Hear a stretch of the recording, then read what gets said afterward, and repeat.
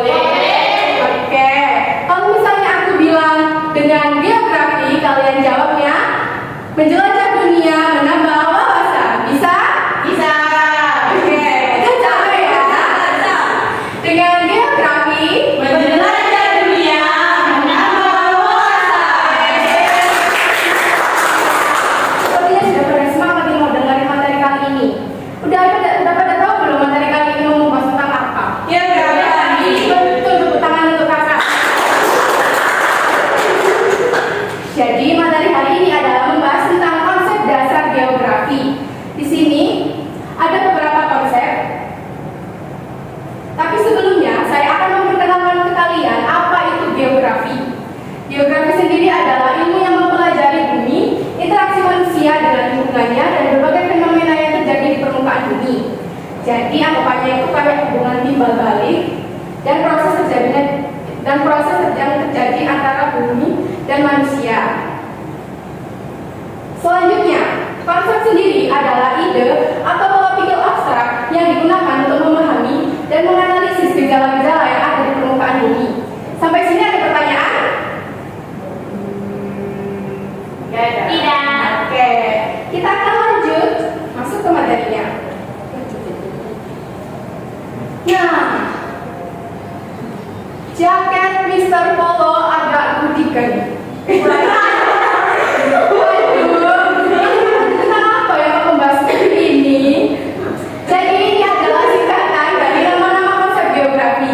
Konsep geografi memiliki 10 konsep. Yang pertama, yaitu Jarak, keterjangkauan, Mister, morfologi, pola, lokasi, aglomerasi, interaksi interdependensi, nilai guna, diferensiasi area, dan yang terakhir keterkaitan tempat.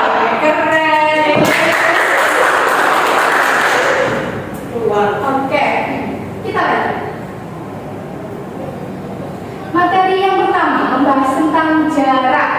Jarak sendiri adalah konsep yang mengacu pada ruang atau pemisahan antara dua tempat objek permukaan bumi. Jarak sendiri memiliki dua, jarak absolut dan relatif. Yang pertama adalah jarak absolut atau jarak mutlak, yang dapat diukur dengan satuan pajak seperti kilometer dan meter. Saya kasih contoh, seperti dengan nama siapa Kak? Revin. Dengan Kak Revin. Revina mengendarai sepeda motor dari rumah ke sekolah dengan jarak 8 km. Itu namanya jarak mutlak, karena jarak yang diukur dengan satuan panjang. Bisa dipahami? Bisa. Oke, lanjut. Jarak relatif adalah jarak yang mempertimbangkan faktor lain seperti waktu perjalanan, biaya perjalanan, dan masih banyak faktor lainnya. Biasanya didasari oleh satuan waktu seperti menit, jam, ataupun detik. Contohnya dengan kakak siapa? Naswa. Dengan kakak Nasiwa.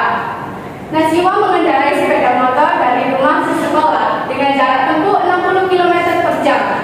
Jadinya kakak Nasiwa sampai di sekolah dengan waktu hanya 30 menit saja. Tapi kalau misalnya kakak Nasiwa mengendarai sepeda motor dengan jarak 80 km per jam, itu kalau misalnya sampai di sekolah bisa cuma 20 menitan saja. Bisa dimengerti sekarang? Bisa. Oke, kita akan lanjut ke materi konsep selanjutnya. Ada keterjangkauan. Keterjangkauan adalah kemudahan atau kesulitan mencapai suatu lokasi dari lokasi lain, jarak dan hal-hal yang menunjangnya. Nah, beberapa faktor hambatannya ada jarak fisik, biaya perjalanan, waktu perjalanan, hambatan medan, dan masih banyak yang lainnya. Saya kasih contoh. Jika di sebuah kota A terjadi bencana kebakaran dan juga di desa B terjadi bencana kebakaran, mana yang akan didatangi oleh damkar lebih dulu? A. Kenapa? Ya karena kebakarannya terjadi dahulu. Pertama. Ya. Yang kedua? B. Jaraknya lebih dekat. Betul.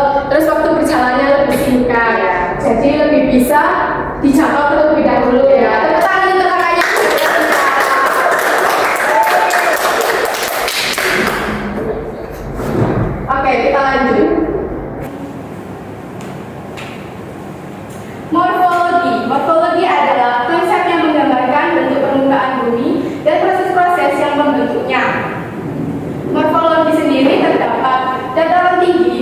dataran rendah, gunung, pegunungan, pantai, dan laut. Morfologi. Oh benar, saya ingin tanya, perbedaan pantai dan laut apa ini kira-kira? Saya. Oke, untuk kakaknya lagi. Kalau pantai itu daerah tepi daratan yang langsung berbatasan dengan laut. Sedangkan laut adalah badan air asin yang luas dan dalam. Oke, tepuk tangan untuk kakak ini. Jadi kalau pantai itu lautan yang masih berdempetan dengan daratan, sedangkan laut adalah badan air asin yang memiliki kedalaman tertentu. Bisa dipahami di sini?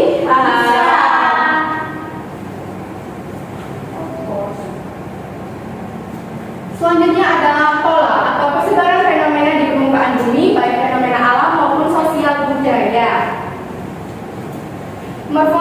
Pola ini menggambarkan bagaimana objek-objek gejala atau kejadian di distribusi ruang membentuk struktur tertentu. Contohnya, pola memiliki 3 macam, yaitu pola linier, random, dan konsentrik. Linier adalah memanjang, pola random ataupun acak, konsentrik yaitu memusat. Contoh, pola linier memanjang seperti di gambar, terdapat rumah yang berdempetan dengan sungai. Jadi polanya itu memanjang. Bisa dilihat? Oke. Yang kedua, pola random atau acak. Contoh persebaran sumber air, kesuburan tanah atau bahan baku industri yang menjadi dampaknya. Contohnya di gambar yang kedua, itu ada rumah di pegunungan. Jadi rumah di pegunungan itu posisinya beracak, tidak beraturan, sesuai dengan kesuburan tanah atau bahan baku industri atau persebaran sumber air. Yang terakhir adalah pola konsentrik atau memusat. Contohnya persebaran bangunan di sekitar kota. Nah, kalau misalnya di kota itu kan sudah jelas tanahnya, sudah berbentuk, jadi bentuknya itu memusat menjadi satu. Ya, rata menjadi satu. Lanjut.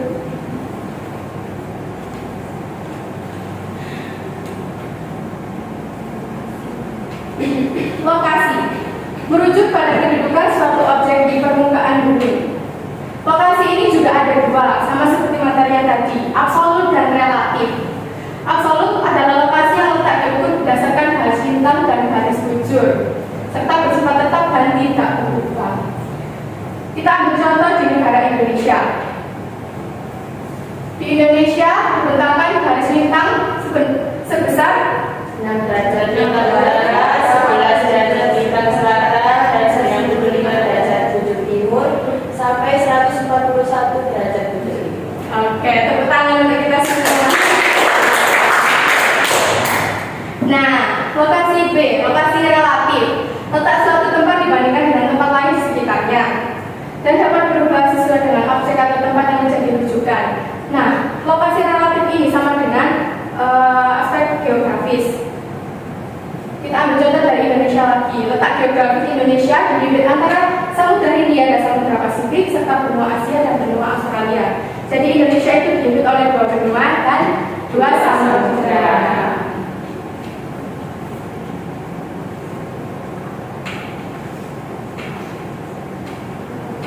Kita lanjut ke aglomerasi.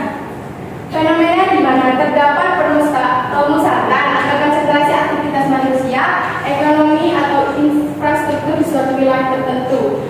Lebih gampangnya adalah pemusatan sesuai dengan bidangnya dalam tempat yang sama.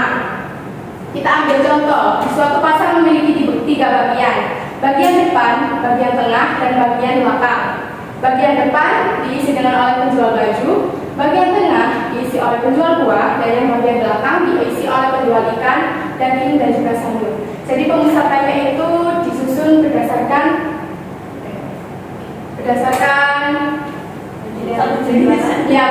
satu jenisnya. Kita ambil contoh lagi, contoh di sekolah. Di SMA Pemula BMKG terdapat 3 lantai. Lantai pertama, lantai kedua, dan lantai ketiga. Lantai pertama diisi oleh kelas 10, lantai kedua diisi oleh kelas 11, dan lantai ketiga diisi oleh kelas 12. Jadi pemusatannya itu sendiri berdasarkan jenis. Iya, berdasarkan jenisnya.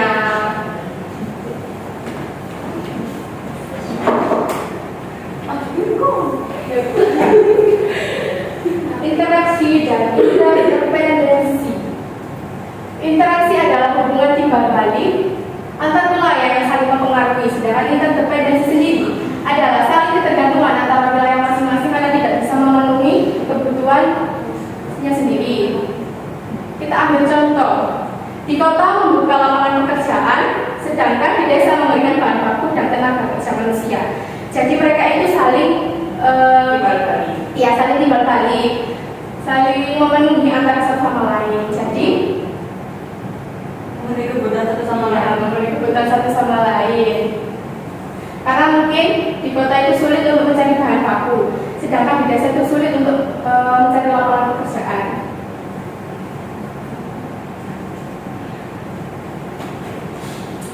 Oke, selanjutnya adalah nilai guna. Nilai guna adalah kelebihan yang dimiliki suatu tempat atau wilayah tertentu memiliki nilai kegunaan yang berbeda berdasarkan fungsinya. Di sini itu maksudnya kayak satu tempat yang diisi oleh beberapa orang dan memiliki kegunaan yang berbeda-beda. Kita ambil contoh di sekolah. Di sekolah kita ada guru, ada murid, terus ada siapa lagi? Pak guru, staff, dan lain-lain. Jadi ibu kantin, iya, dia masih banyak lagi. Dan di dalam lingkup sekolah itu nilai kegunaannya pun berbeda-beda. Guru sebagai pengajar, kalau siswa sebagai pelajar, kalau ibu kantin penjual, dan masih banyak lagi. Kegunaannya itu berbeda-beda, tetapi dikumpulkan menjadi lingkup yang sama. Ya, satpam juga. Ya, menjaga hati.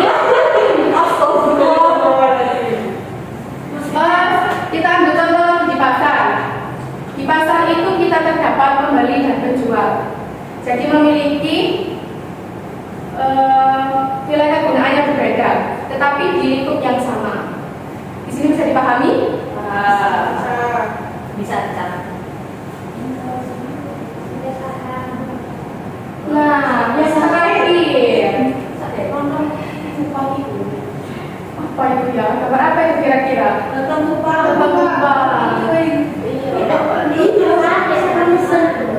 Terus sama satu kata. Iya, terus ini ada gambar. Sapi. Iya, kan sapi. Oke.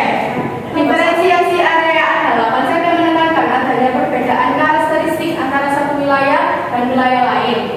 Beberapa aspek yang dicakup ada mata baca harian, ada makanan khas, ada budaya. Seperti gambar yang ada di sini. Ini adanya kakaknya tadi apa? Randol Kupa.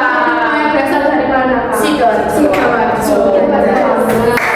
Berarti itu masuk ke aspeknya Makanan khas. betul. Terus yang kedua, ini ada apa ini? Sapi. Sapi berasal dari mana itu? Madura. Masuk ke aspek Budaya. Terus yang terakhir itu ada gambar apa itu? Mencocok pagi, menanam pagi.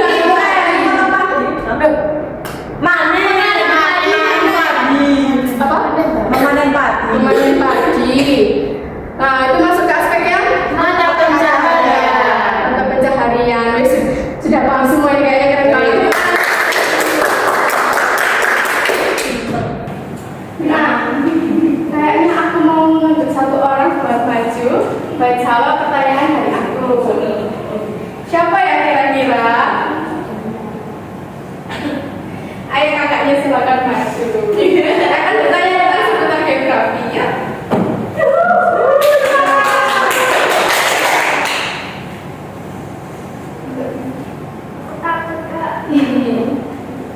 Gak dikit gak?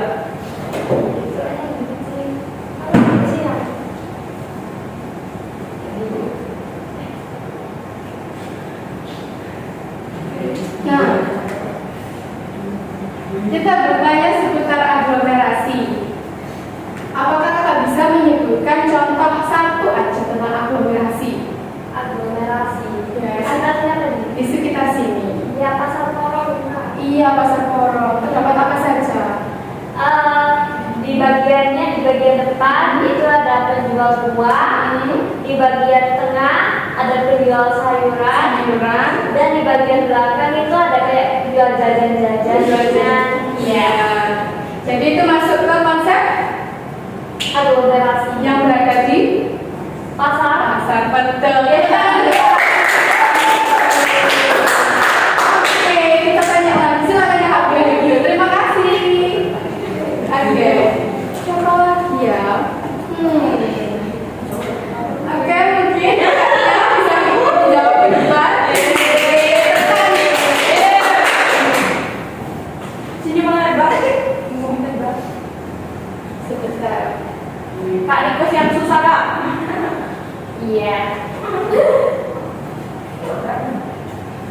Keempat. Oh, sebentar. Ada satu materi yang ketinggalan, yaitu tentang keterkaitan ruang. Maaf ya. Iya. Yaitu menjelaskan konsep hubungan antar wilayah fenomena yang terjadi di suatu tempat dengan wilayah atau fenomena lain di tempat yang berbeda. Lebih gampangnya adalah penyebab dari kota A yang terjadi dari kota B. Contohnya, hujan abu di Sidoarjo, kita ambil saja kota A, diakibatkan akibat meletusnya gunung Kelut di Blitar, yaitu kota B. Jadi saling berkesinambungan. Yang kedua, longsor di daerah kota terjadi akibat gempa di dataran tinggi. Jadi menjelaskan hubungan antar wilayah yang menciptakan fenomena baru. Oke, itu kakaknya. Saya mau tanya tentang diferensiasi area. Tolong kakak berikan satu contoh dari aspek budaya yang ada di Indonesia.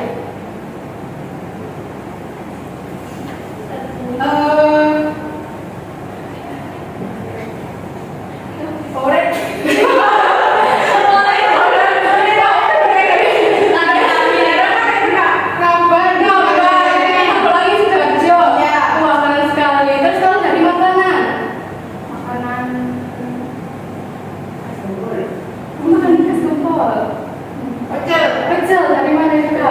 Dari Madiun. Kalau mata pencaharian di daerah kota biasanya mata pencaharian apa? Perkantoran. Iya, perkantoran. Tepuk tangan untuk kakak. Terima kasih ya. Nah, satu lagi, last one. Kita akan tanya kepada siapa ya? Untuk kakak Nasiwa, silahkan maju ke depan.